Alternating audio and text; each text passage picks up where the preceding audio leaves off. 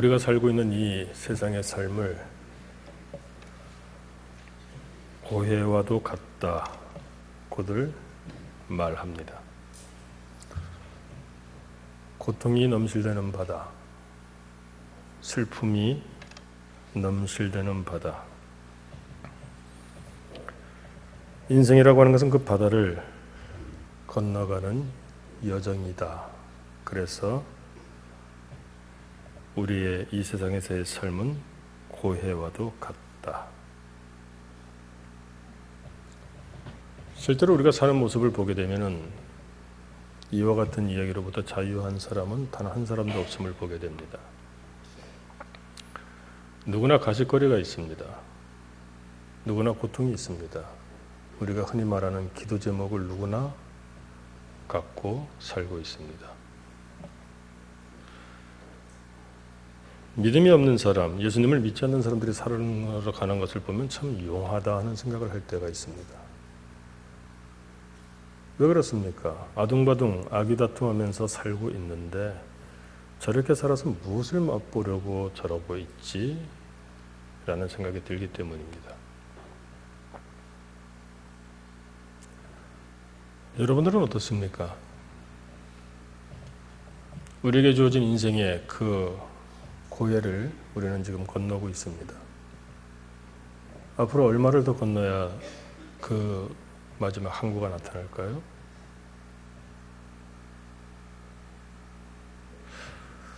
믿음 없이 그 삶을 돌아볼 때 도대체 왜 살고 있는 것일까? 인생의 무상함을 한없이 느낄 때가 있습니다. 그 가운데에서 난파하는 경우도 있죠. 그 가운데에서 파산하는 경우도 있습니다.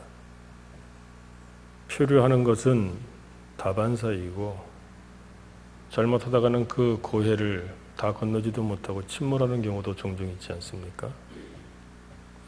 사실 그렇습니다. 예수를 믿지 아니하면, 믿음이 없으면 표류를 하든 파산을 당하든 난파를 하든 침몰을 하든 그거 다 건너본들 뭐 하겠습니까? 그런데 오늘 성경 말씀은 하나님의 사람들, 믿음의 사람들은 그럼에도 불구하고 그 바다를 건너야 될 이유가 있다 하는 것을 말씀을 합니다. 우리 성도들 사실 허탄한 것 같은 인생이에요. 아무것도 아닌 인생, 덧없는 인생. 솔로몬이 전도서에서 고백하였듯이 헛되고 헛되니 모든 것이 헛되도다. 이런 인생. 무엇을 맛보겠다고 이렇게 바둥바둥거리며 주어진 인생을 살고 있습니까? 오늘 성경 말씀은 그런 인생임에도 불구하고 성도들에게는 이유가 있다. 그 이유가 무엇입니까? 1절 말씀을 보십시오.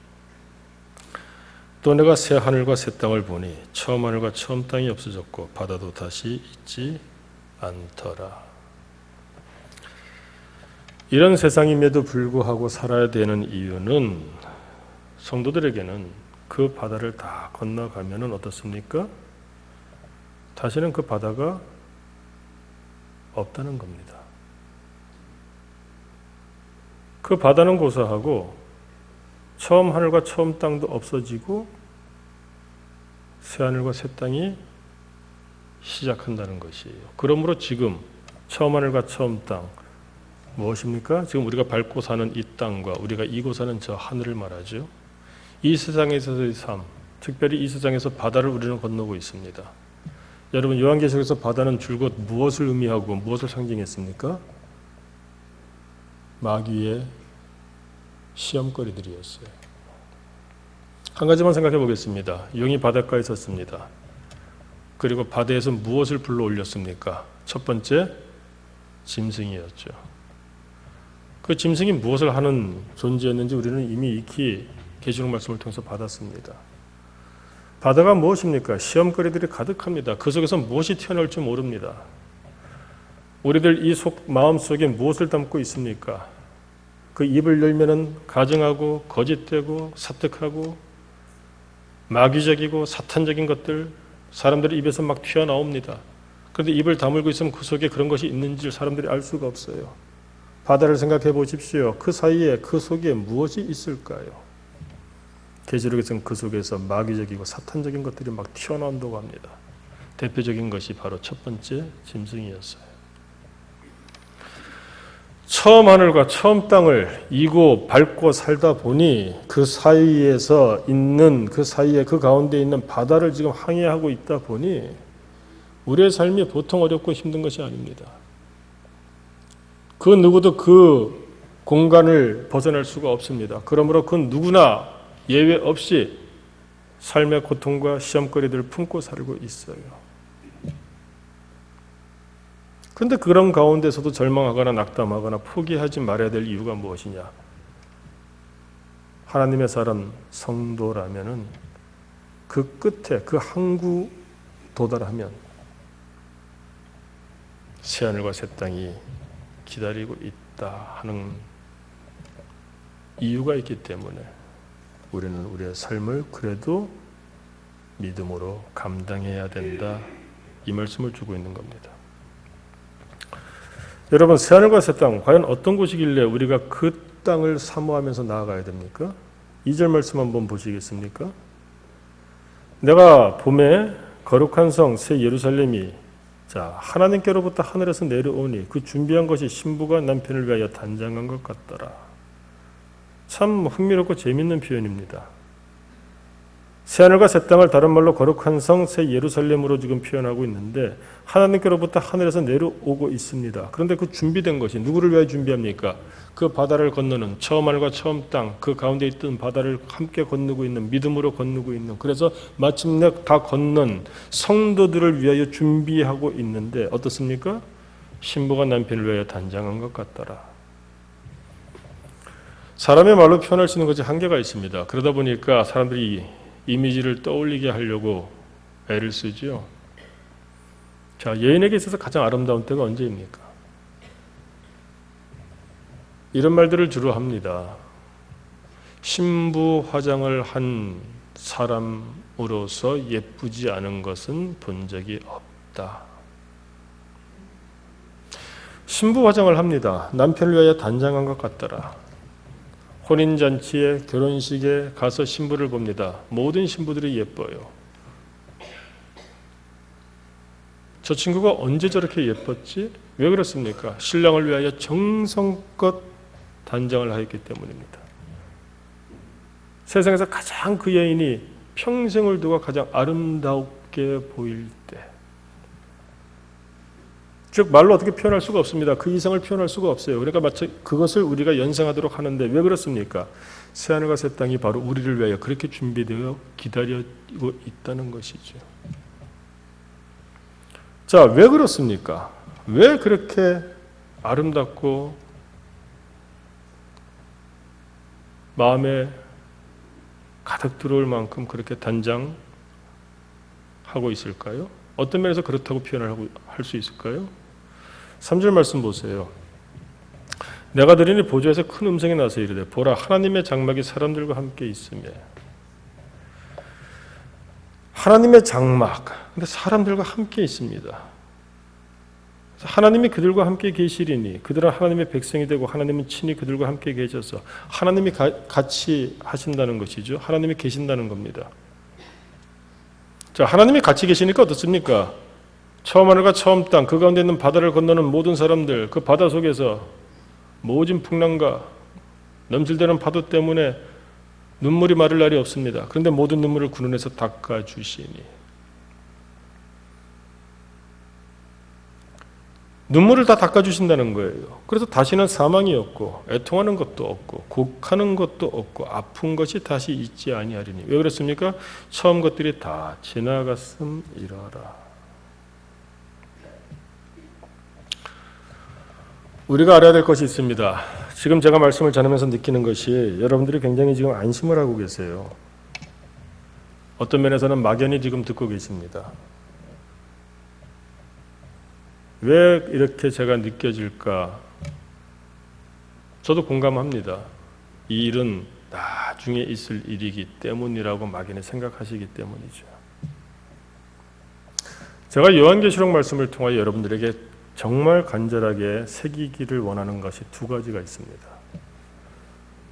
많은 분들이 요한계시록에 대해서 오해를 하시는데 대표적인 것이 두 가지이기 때문에 그렇습니다. 첫째는 이유도 없이 요한계시록 말씀을 대할 때마다 두려움에 공포에 떠시는 분들이 의외로 굉장히 많아요. 여러분들의 성도가 아니라면 공포에 떠심이 마땅합니다. 왜? 여러분들을 향한, 그런 사람들을 향한 심판이기 때문에. 그러나 본인이 예수님을 믿고 내가 정말로 하나님 앞에서 부끄러움 없는 신부이다, 어린 양의 신부이다, 나는 성도이다라고 확신하신다면 절대로 이 요한계시록에 나오는 말씀으로 말미암아 두려워하거나 염려하실 필요는 전혀 없습니다. 아니, 오히려 그와 같은 성도들을, 그리스도의 신부를 온전하게 혼인잔치에 모시고 가기 위해서 하나님께서 천사들을 통하여 베푸시는 보복이요 하나님의 역사임을 알고 오히려 기뻐하고, 우리가 지난주에 말씀 받았죠, 즐거워해야 됩니다. 성도 여러분, 성도가 아니라면 이 말씀은 두려운 말씀입니다. 왜? 곧 당신을 심판하실 것이기 때문에. 그러나 내가 정말로 성도라면, 하나님의 사람이라면 조금도 두려워할 필요가 없습니다. 왜? 당신을 구원하시기 위하여, 당신을 해방시키시기 위하여, 당신을 위하여, 하나님이 당신을 위하여 사탄적인 것들, 마귀적인 것들에게 하나님이 이제 곧 쏟아 부으실, 당신을 위하여 하실 일이기 때문에 오히려 크게 기뻐하고 즐거워해야 된다는 것입니다. 또 한 가지 우리가 반드시 알아야 될 것이 있습니다. 많은 사람들이 오해하는 것이, 요한계시록을 읽으면서 아주 먼 훗날에 일어날 이 시대가 끝나고 세상이 끝나는 그런 종말을 막연히 생각한다는 겁니다. 그러다 보니까 요한계시록 말씀을 대할 때, 지금 말씀을 전하고 있으면서 느끼는 것도 그런데 굉장히 여유롭고 나와는 좀 상관없는, 머나 먼 후에 일어날, 믿기는 믿지만 나하고는 직접적으로 상관없는 그런 말씀으로 시작을 하고 받아들이는 경향들이 있다는 거예요.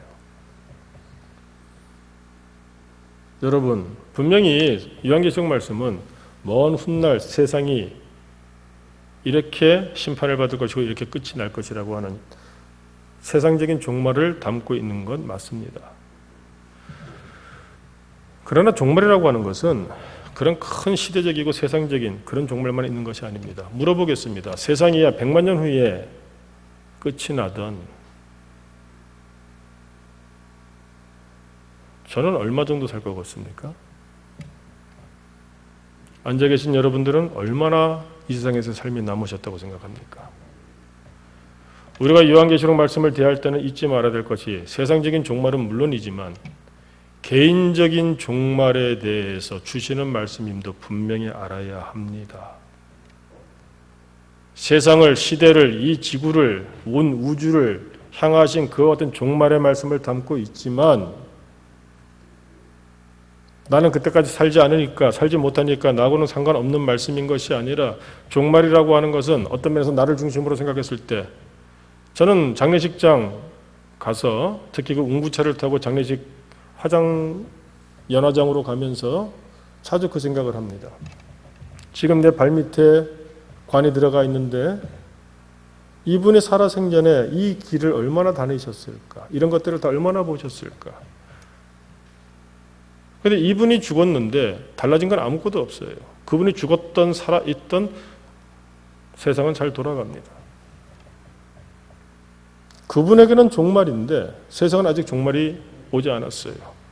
반대로 세상은 아직 종말이 오지 않았지만 이 분에게는 세상이 끝났습니다. 여러분, 우리도 그와 같이 누울 때가 있습니다. 언제 누울까요? 여러분들 마음 상할 테니까 제가 쟤를 기준으로 해볼게요. 제가 앞으로 몇 년 후에 눕겠습니까? 그거는 모릅니다. 내년에 누울지, 10년 후에 누울지, 그러나 확실한 것은 40년을 못 넘긴 것 같았습니다. 40년을 넘기고 싶은 생각도 없을 뿐더러 제가 30년만 있어도 80대 중반입니다. 여러분들은 저보다 연세가 많으시죠? 우리가 한번 생각해 볼 수 있기를 원합니다. 이 하나님의 말씀은 먼 훗날 나와 상관없는 그 시대에 그 시간에 일어날 세상적인 종말도 담겨져 있다고 생각하지만 그러나 그것도 성경을 잘 모르시는 말씀이죠. 세상이 세상적인 종말을 맞이할 때 그때 우리가 성도라면 또 성도가 아니라도 마찬가지입니다. 그때 공중에서 오시는 우리 예수님을 영접하러 소위 말하는 휴가라 그러죠. 들림을 받아야 되지 않겠습니까? 그때까지 죽으면 자는 시간들인데 1시간을 자든 100년을 자든 100만 년을 자든 자면은 어차피 한순간으로 끝나는 겁니다. 우리가 반드시 요한계시록을 통하여 이 말씀을 받고자 할 때 잊지 말아야 될 것은 나와 상관없는 먼 훗날의 얘기일 것이 아니라 나와 아주 밀접하게 관계된 이야기라는 거예요. 그리고 내가 죽는다 하는 그 시점만이 종말이 아니라 우리가 살아가면서 여러 가지 케이스들, 여러 가지 사안들을 계속 거치면서 살고 있습니다. 그런 사안들에 대해서 살면서 닥치게 되는, 만나게 되는 그런 문제들, 직면하게 되는 것들에 대하여 하나님께서는 성도들에게 이와 같이 네가 믿음으로 버티면, 믿음으로 견디면, 믿음으로 살면, 믿음으로 이기면 어떻게 하시겠다?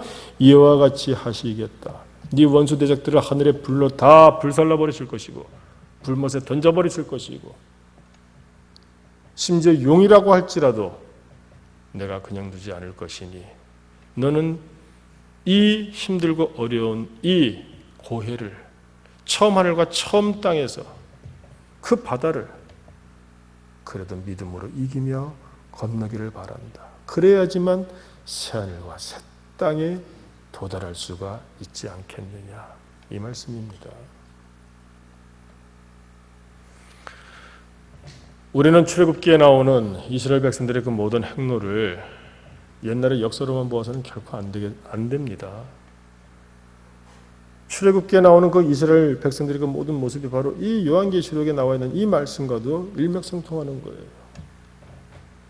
하나님께서 출애굽하게 하셨습니다. 그들이 그 광야길을 걸어갑니다. 그 고행의 길입니다. 얼마나 고통스럽겠어요. 그러나 그럼에도 불구하고 그들이 어디를 향하여 나아갑니까? 약속의 땅을 향하여 나아갑니다. 약속의 땅 가나안 땅을 나아갑니다. 약속의 땅 가나안 땅 천국의 모형입니다. 에덴 동산의 모형입니다. 결국은 새하늘과 새 땅입니다. 그것을 우리에게 보여주시는 이유, 그리고 오늘 이 요한계시록을 말씀을 주시는 이유는 이 시대에 제2의 출애굽한 사람이 바로 나라는 얘기예요. 우리라는 얘기입니다. 우리가 왜 출애굽하여 이 험한 광야길을 걸어야 되는지, 왜 이 처음 하늘과 처음 땅, 이 가운데 있는 바다를 지금 우리가 항해를 해야 되는지, 예수 없이 보게 되면 아무것도 아니에요. 돈 때문에, 명예 때문에, 권력 때문에, 사랑 때문에, 뭐 자녀 때문에, 도대체 여러분들이 생각할 때 무슨 이유로 우리가 이렇게 건너야 됩니까? 그러니 많은 사람들이 스스로 배를 부수고 그냥 항해를 중단할 때도 있지 않나요?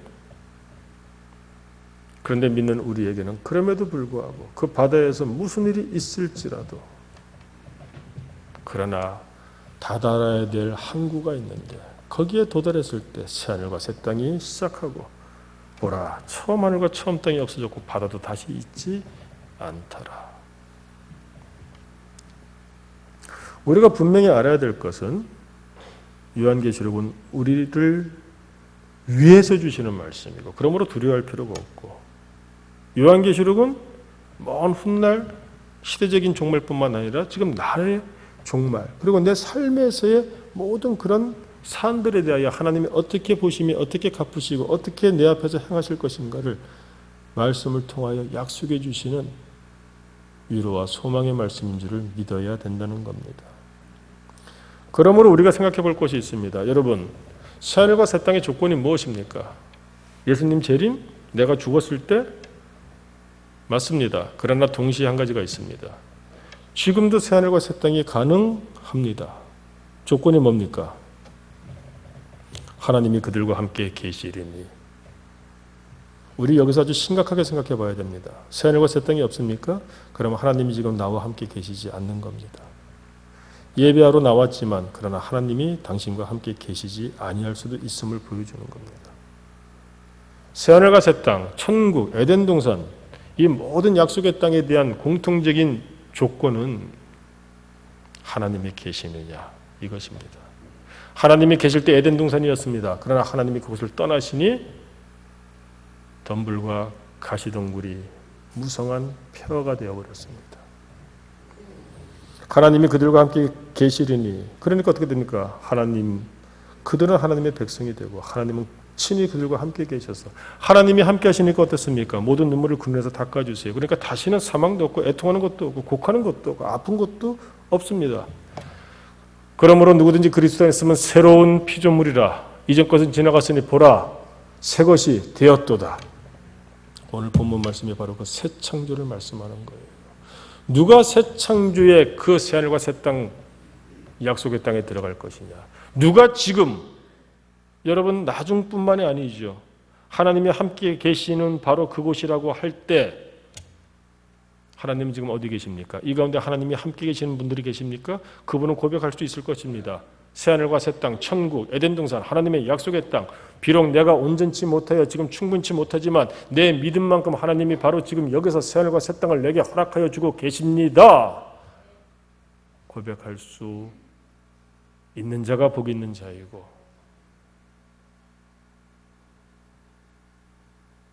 우리가 그런 자들이 될 때 이 교회가 교회다운 교회가 되는 것입니다.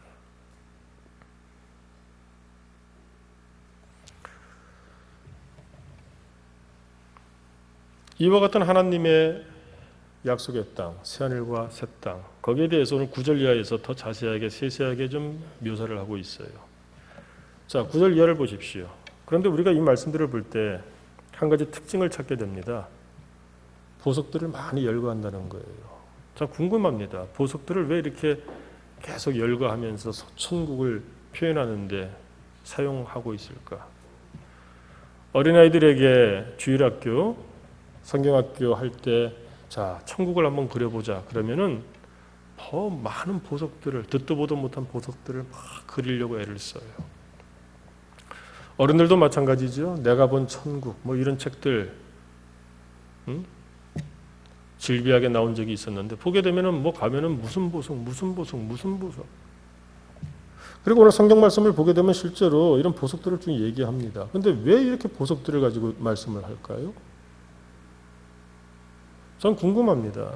천국에 가면 이 보석들 깔렸을 텐데 이걸 가지고 장사를 할 겁니까? 뭐 저축을 할 겁니까? 근데 왜 이 말씀들을 이렇게 주고 있을까요? 한번 생각해 보십시오. 이 땅에서 이런 보석들이 많으면은 와 좋겠죠. 부자가 되니까. 그러나 실제로 천국에 가서 이런 보석들이 있으면 뭘 하겠습니까? 이런 보석으로 장사해서 부자가 될 수 있고 또 계층이 나뉘게 되고 뭐 이렇게 된다면은 전 그 천국 안 가겠습니다. 우리가 생각하는 천국하고 성경에서 말씀하는 천국이 다른데 그럼에도 불구하고 왜 이렇게 보석들로 천국을 표현하고 있을까요? 여러분 우리가 눈여겨봐야 될 것이 있어요. 지금 이 9절 이하에서 이 천국을 표현하는 것 같지만 천국보다 사실은 더 중요한 것을 지금 표현하느라고 이런 보석들을 말씀하고 있는 겁니다. 9절 말씀 보십시오. 중반까지는 그냥 천사가 말한다는 얘기예요. 어떤 천사입니까? 7대접 가지고 마지막 7 재앙을 담은 7 천사 중에 하나가 나와서 내게 말하여 이르되. 그러니까 이 어떤 천사가 말하는지는 우리가 알 수 있겠죠. 근데 뭐라고 말합니까? 이리 오라. 왜 오라고 합니까? 뭘 보여주겠다고 하네요. 내가 신부 곧 어린 양의 아내를 내게 보이리라 하고. 지금 천국을 보여주겠다고 했습니까? 아니면 신부를 보여주겠다고 했습니까? 신부예요. 성령으로 나를 데리고 크고 높은 산으로 올라갔습니다. 그리고 하나님께로부터 하늘에서 내려온, 앞서 우리가 2절에서 이미 봤죠. 남편을 위하여 단장한 것 같은 그 준비한 것이 있는 신부. 자, 그 신부인데 어떻습니까? 거룩한 성 예루살렘을 보이니. 지금 이 우리에게 말씀하고 있는 이 보석들은 이 건물들이나 우리가 흔히 말하는 천국의 모습이라기보다는 뭡니까? 그 천국이 왜 천국이 되는지를 우리에게 깨닫게 하기 위함입니다. 무슨 뜻이에요? 그 천국에는 보석과 같은 사람들이 가득하다는 거예요. 누가 보시기에? 하나님이 보시기에. 제가 정말 너무나 마음속에 자주 새기고 좋아하는 말씀이 있습니다. 스가랴서 9장 16절 말씀인데 제가 읽어드릴게요. 이날에 구약에 나오는 말씀인데 지금 이 계시록 말씀하고 거의 일맥상통해요. 이날에 하나님 여호와께서 그들을 구원하시리니 그들이 멸류관의 보석같이 왕관의 보석같이 여호와의 땅에 빛나리로다.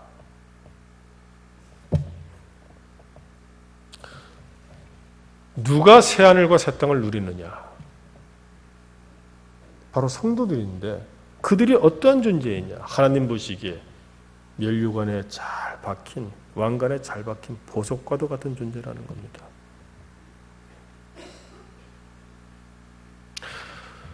오늘 이 요한계시록 21장 말씀은 누가 새하늘과 새 땅을 누릴 수 있느냐, 누가 새하늘과 새 땅에 들어갈 수 있느냐이지 새하늘과 새 땅에 대한 그 묘사보다는 누가 들어갈 수 있느냐, 누가 참된 성도이냐 하는 것을 보여주는 거예요.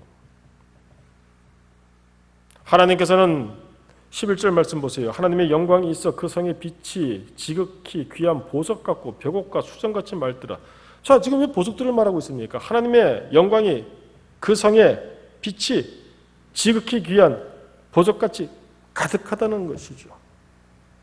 여러분 23절도 보시겠습니까? 그 성에는 해나 달이 필요가 없습니다.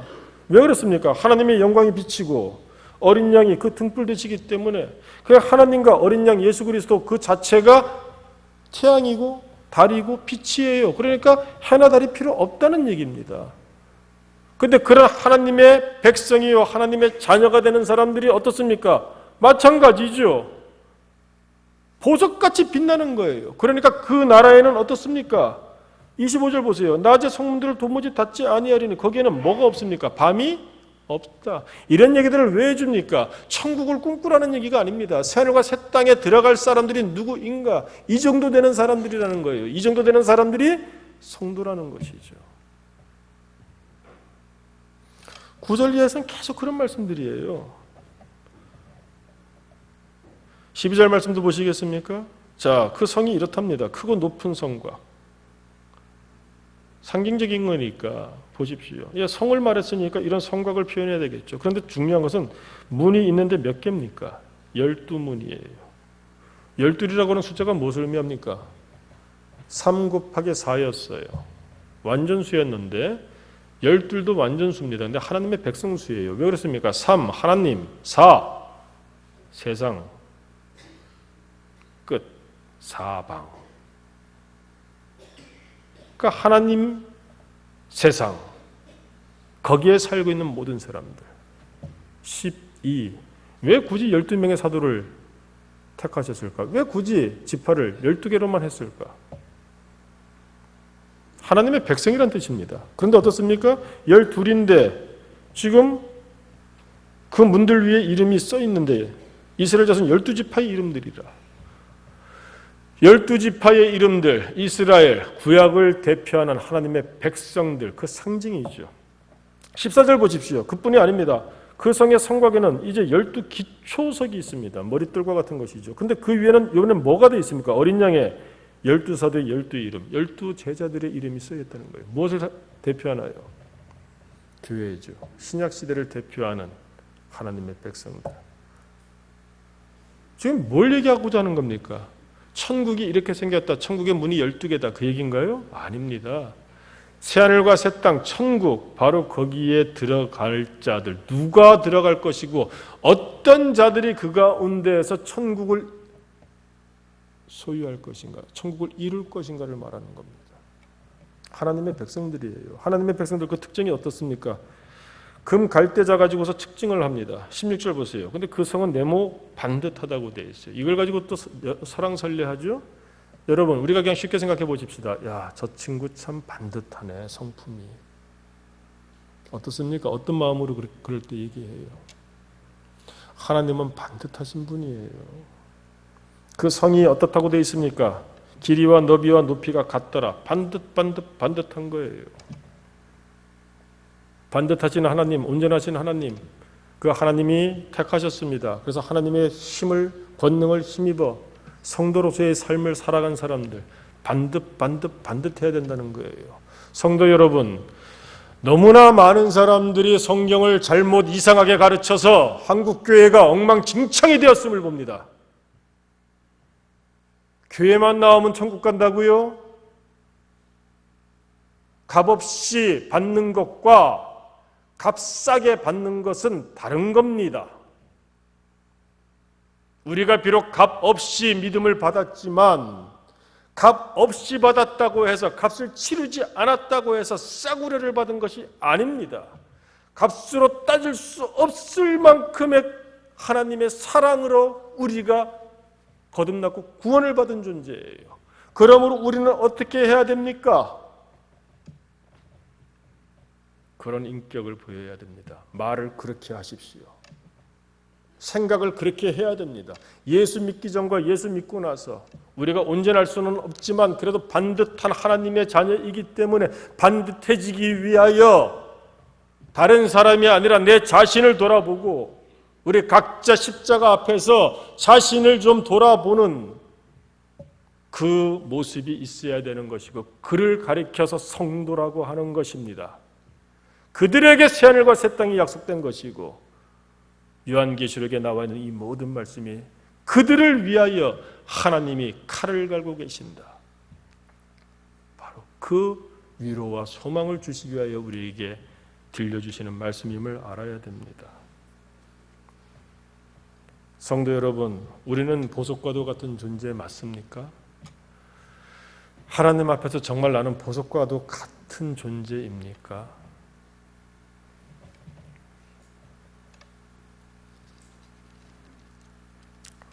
오늘 성경 말씀을 통하여 우리는 내가 과연 어린 양의 신부가 맞는가? 왜? 지금 이 9절 이하에서 어린 양의 신부를 우리에게 그 모습을 보여주는 거예요. 그러므로 너를 한번 비춰보아라 이겁니다. 네가 어린 양의 신부가 맞다면, 그 보석과도 같은 하나님 앞에서 그런 존재가 맞다면 앞에 나와 있는 새하늘과 새 땅, 비록 우리가 지금은 험하고 고통스럽고 눈물이 마르지 않고 피눈물을 흘리며 도대체 이걸 내가 해야 돼? 그만둘까?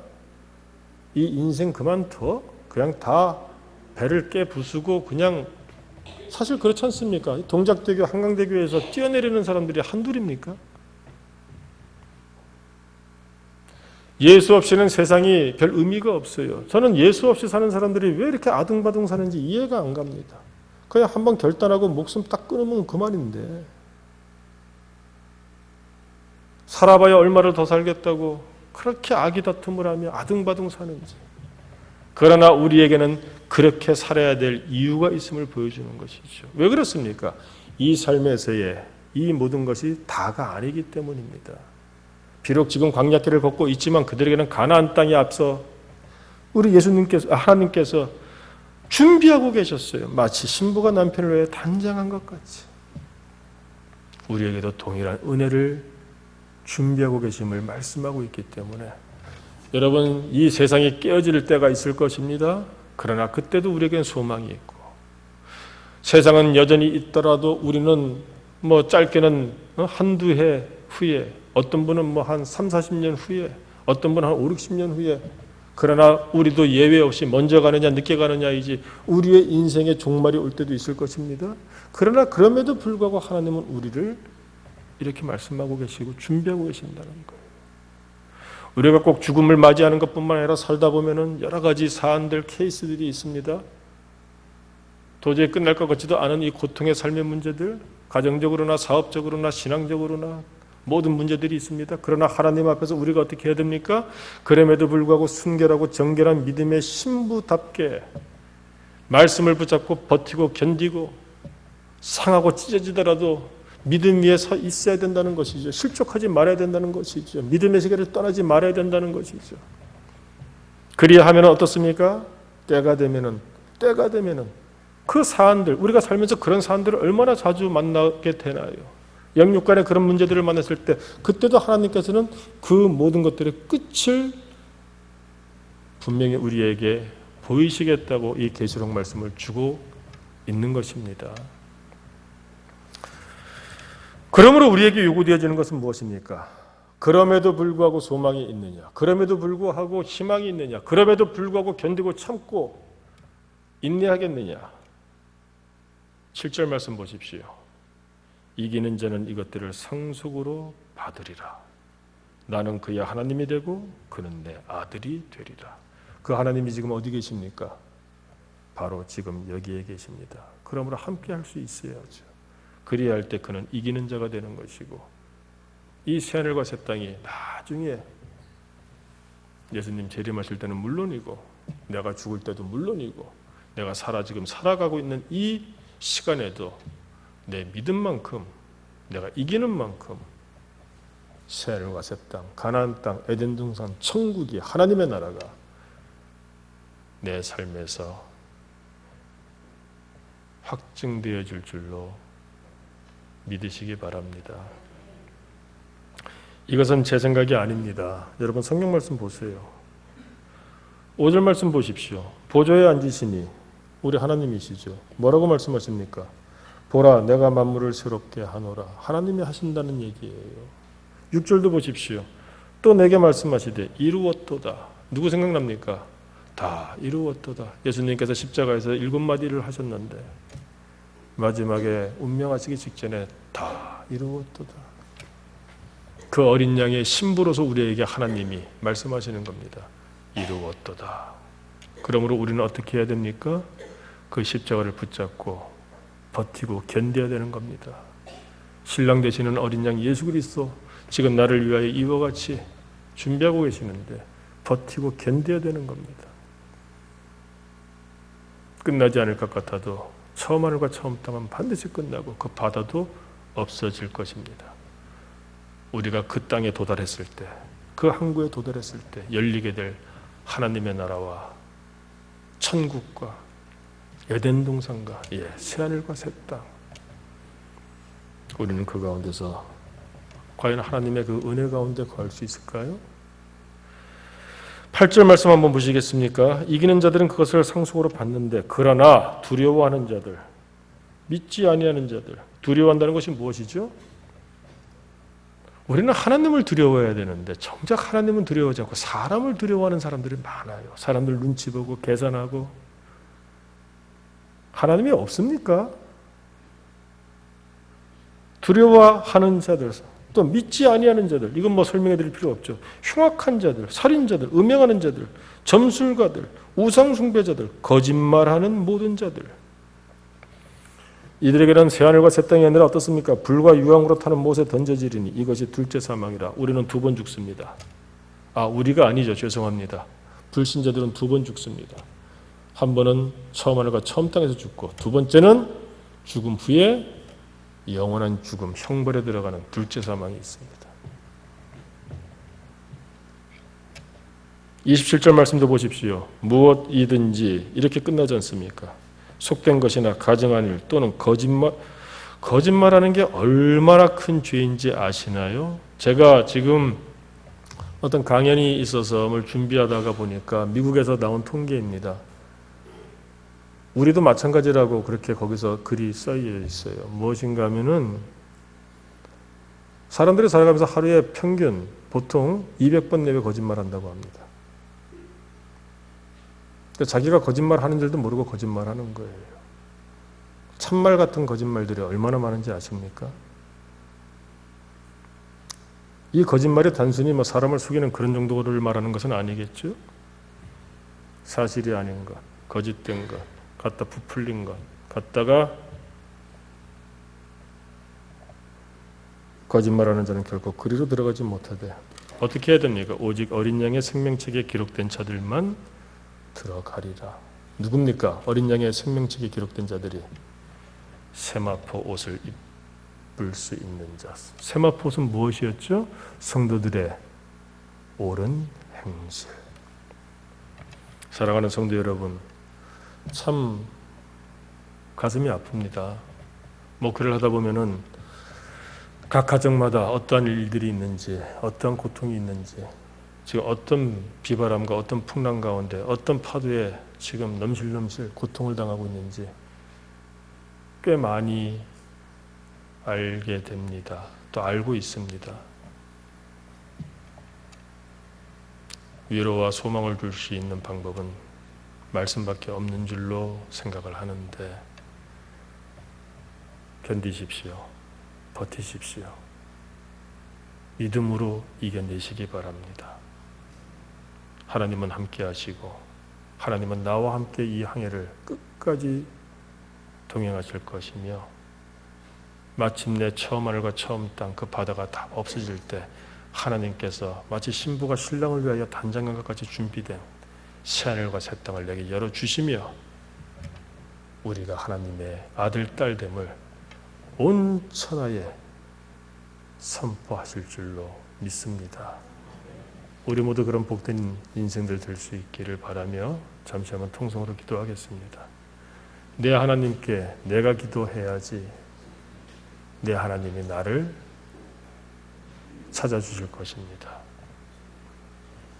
새하늘과 새 땅은 내 하나님께서 나와 함께 계실 때 시작한다고 했는데, 자, 우리 다 같이 한번 입을 열어서 잠시 통성으로 기도하겠습니다.